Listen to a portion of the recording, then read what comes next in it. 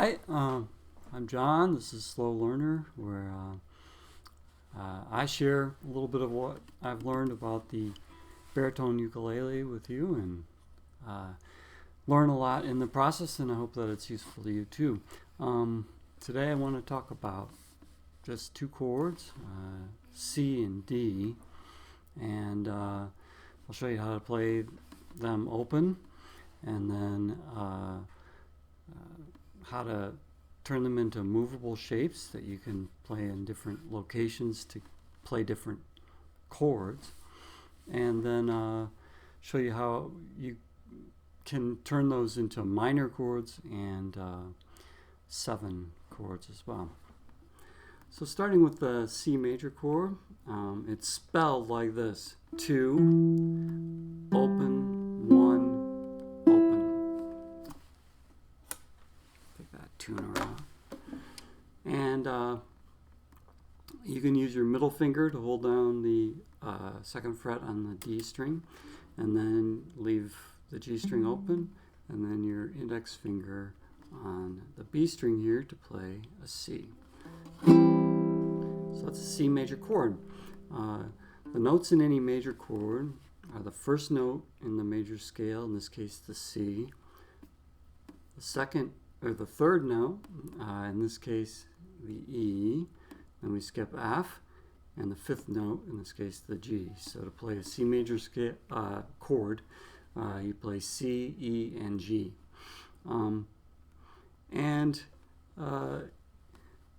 With this fingering of the chord, you play the C note only once.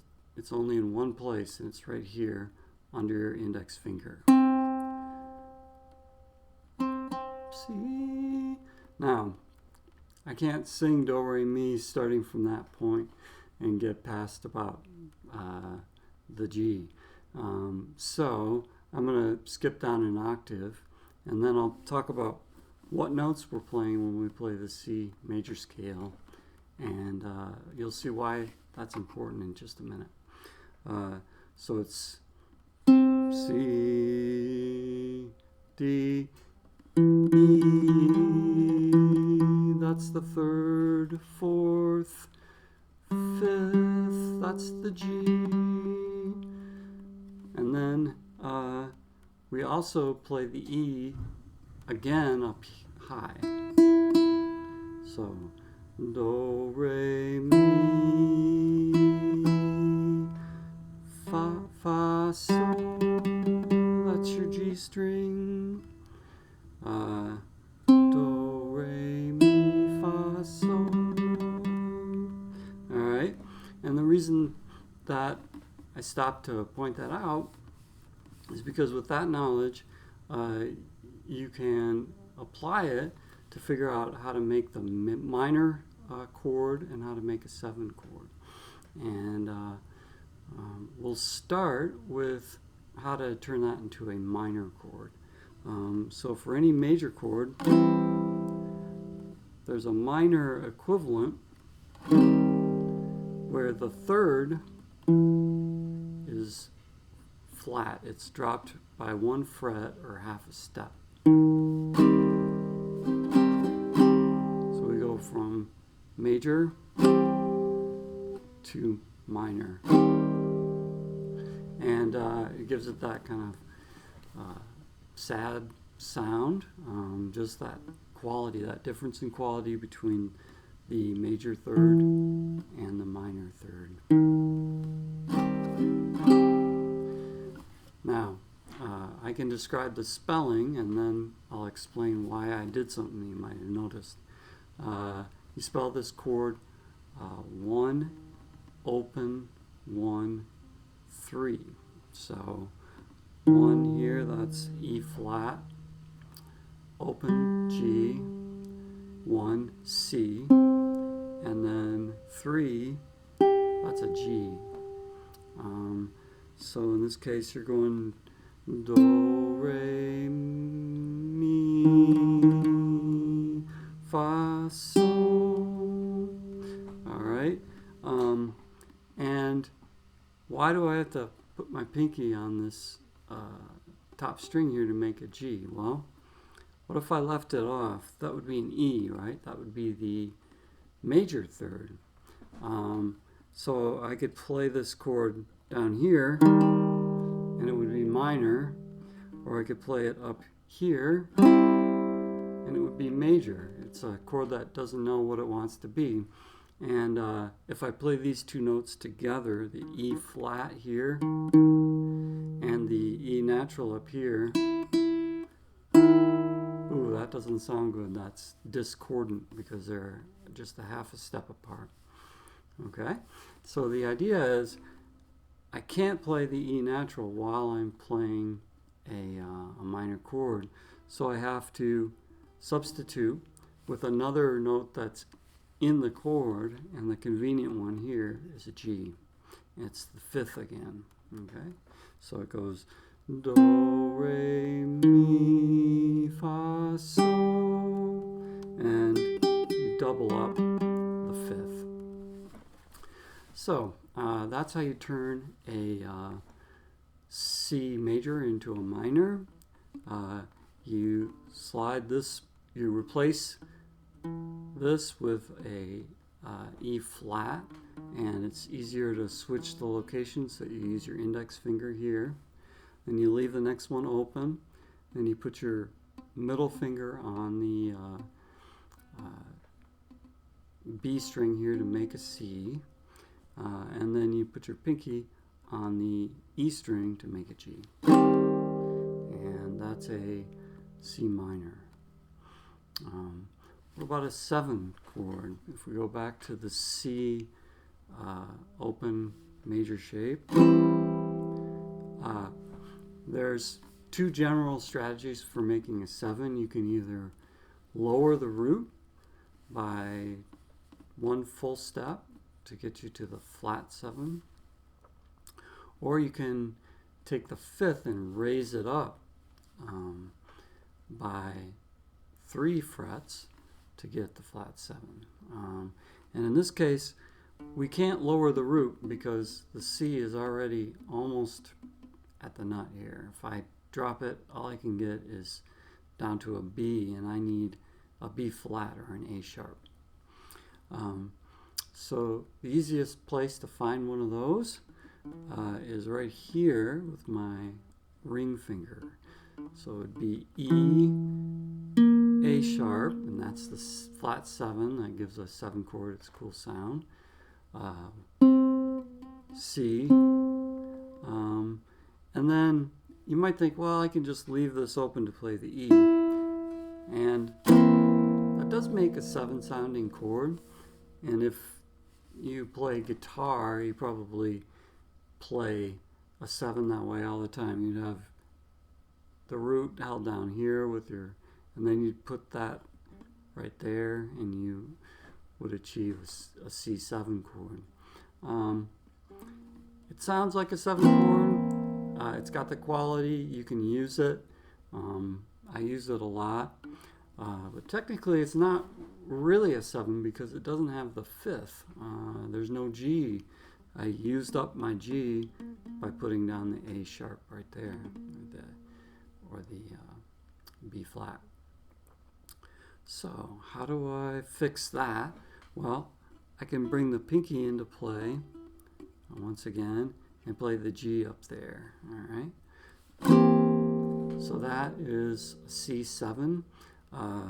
Spelling it out by frets, it is 2, 3, 1, 3. And by notes, it's E, A sharp or B flat, C, and G.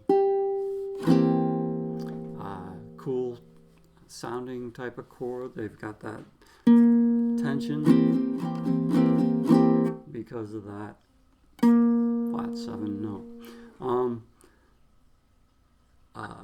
This has the added advantage in this fingering that you're holding down all the strings, and so you can move this, right? I can move it up here to play a C sharp 7, or move it one more to play a D7.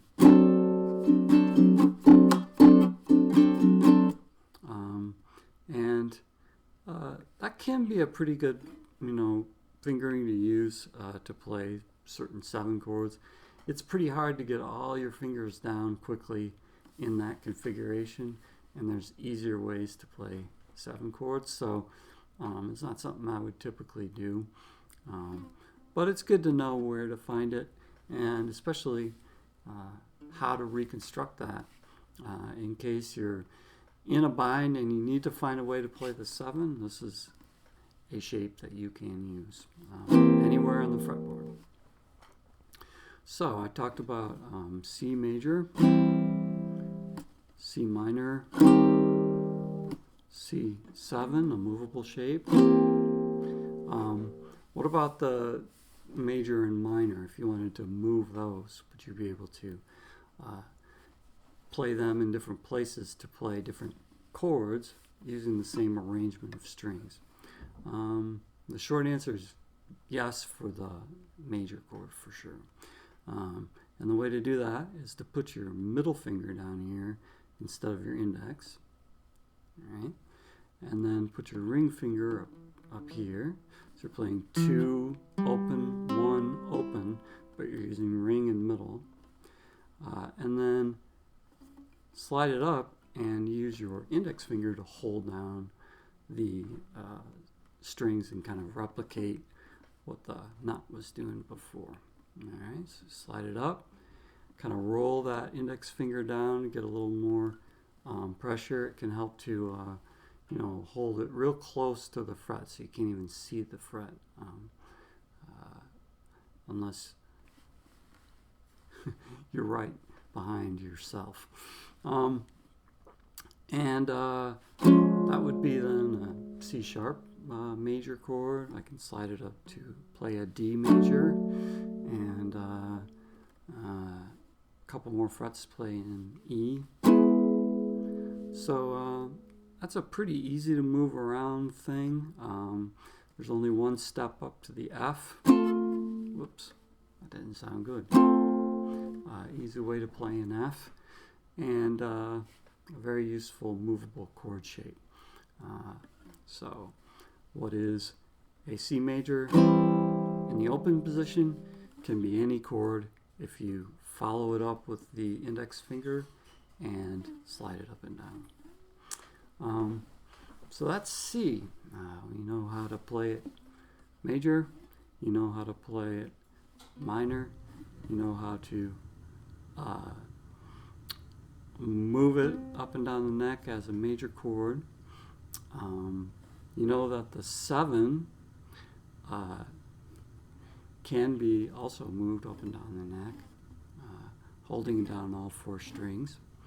What about the minor? Can you move that one around? Kind of, sort of, not really.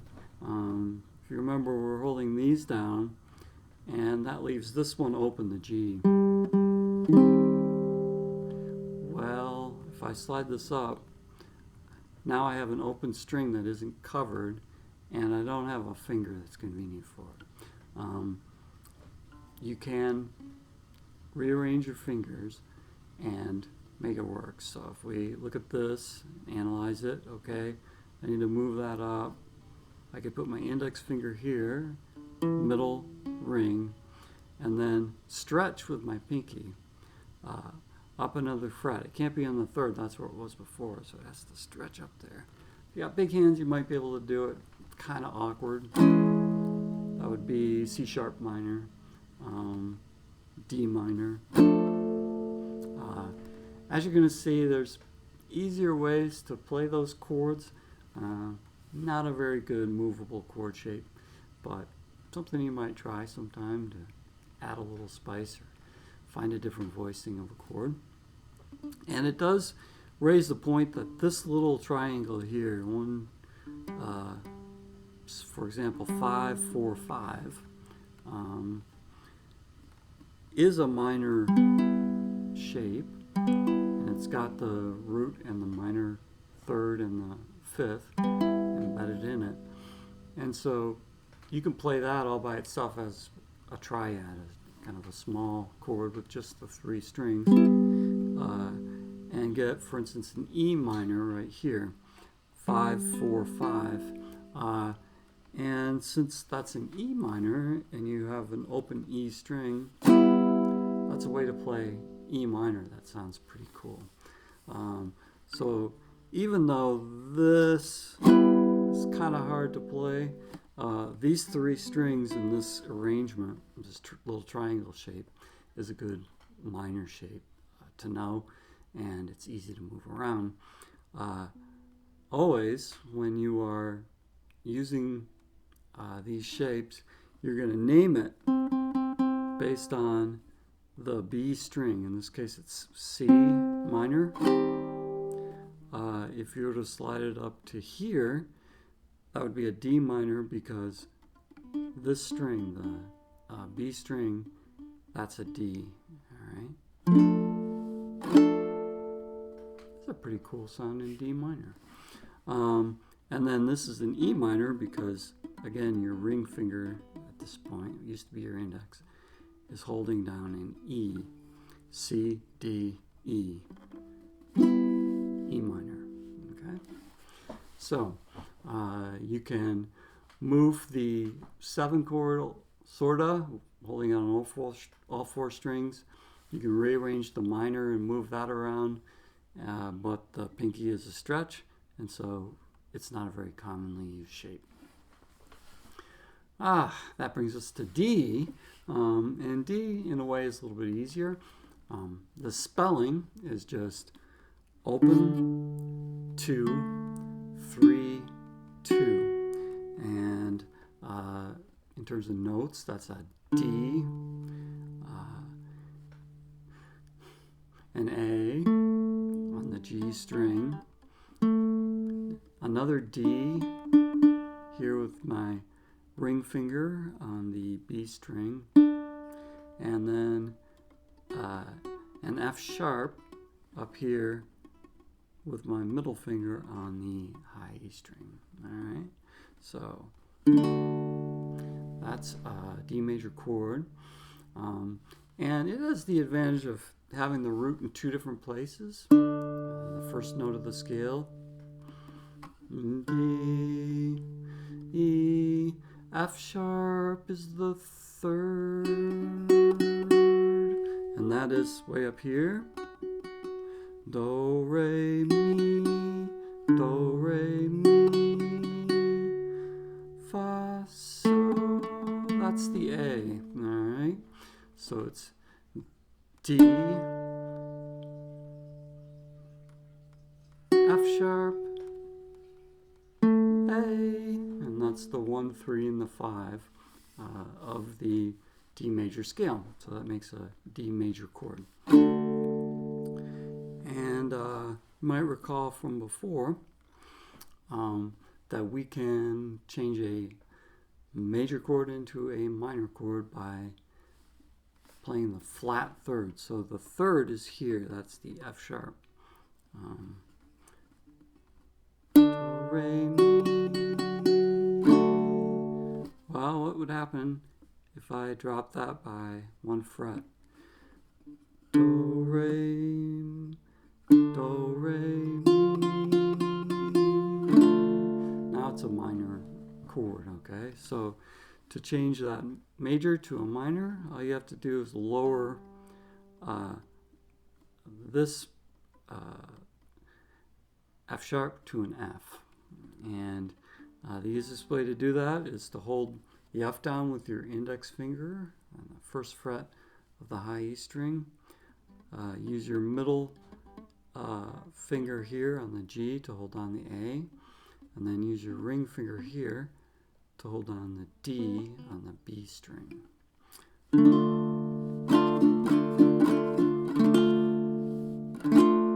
So that's a D minor chord, and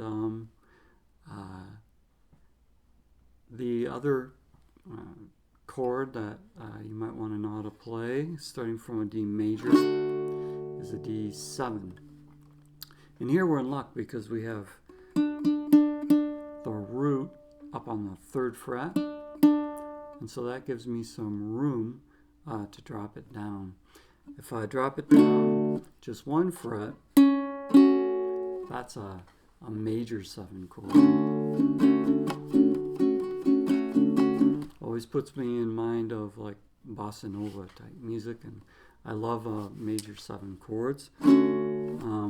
But for a standard dominant 7, you would drop it down one more so that you're playing a C.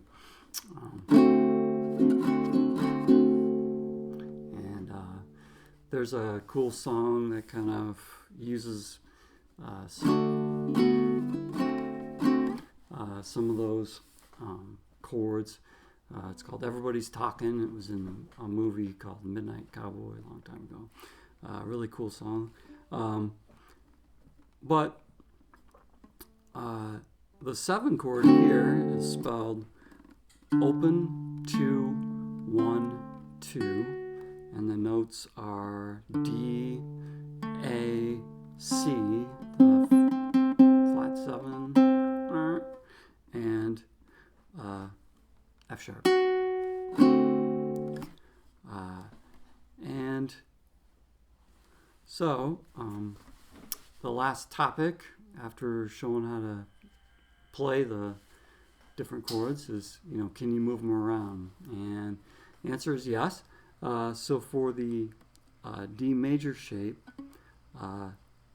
instead of using index, ring, middle, switch it to middle, ring, pinky, like this. Alright.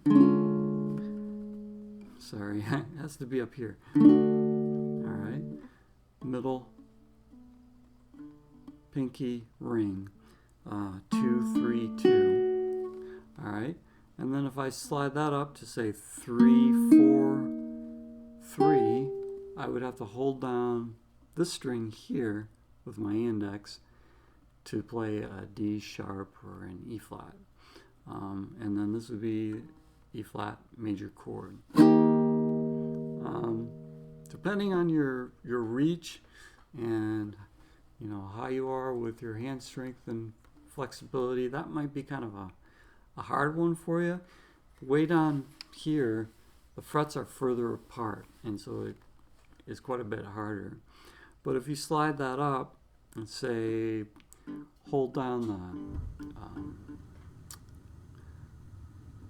the G here on the 5th fret, that's a G, on the D string on the 5th fret, then it's quite a bit easier to reach and lay down that little triangle up on the 7th and 8th frets right there. So it would be a way to play a G major chord using this shape. So it's mostly useful higher up on the neck.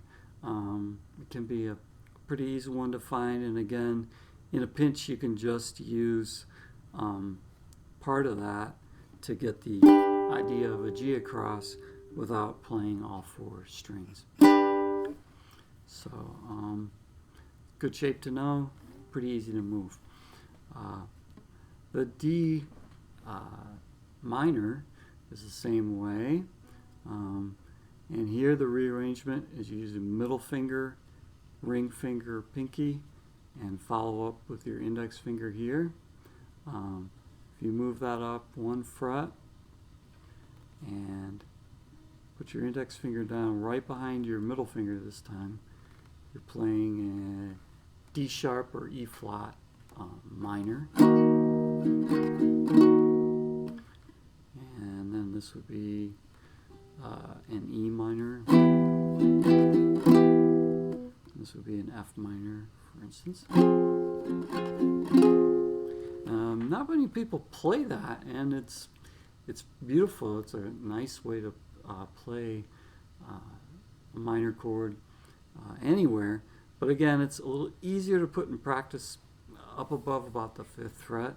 So here's a great way to play a G minor, for instance. The G, the chord is going to be named for the root, and the easiest way to think about it is it's the one you're holding down with your index finger, right? So the G is here, and And then you have the triad that makes it a G minor chord up here. Really great place to play a G minor. What about the 7? Same type of situation. Middle finger here, ring finger here, pinky here to make that backwards triangle. Instead of a regular D major triangle, you're flipping it around. But using the middle finger to hold down the C. That's a D7. And if I slide it up 1, it's a E flat 7. Slide it up another, that would be an E7. All right. And again, that's a pretty easy way to play an E7. And it sounds good. And same for F7, for instance, right here. So, D chord is great to know. Its variations are great to know. They're easy to execute. And you can move it all around to play any chord you want. So I hope that all that was useful to you, and that you gained something from it. Hope you didn't mind that it went so slow, because I'm a slow learner, and it helps me when people kind of go through things step by step and take it bit by bit. And so I hope that helps you too. And if you like this, like it. And if you have any questions or comments, please leave one. And I appreciate that you're there and that you're trying to learn this instrument along with me. So thanks for watching.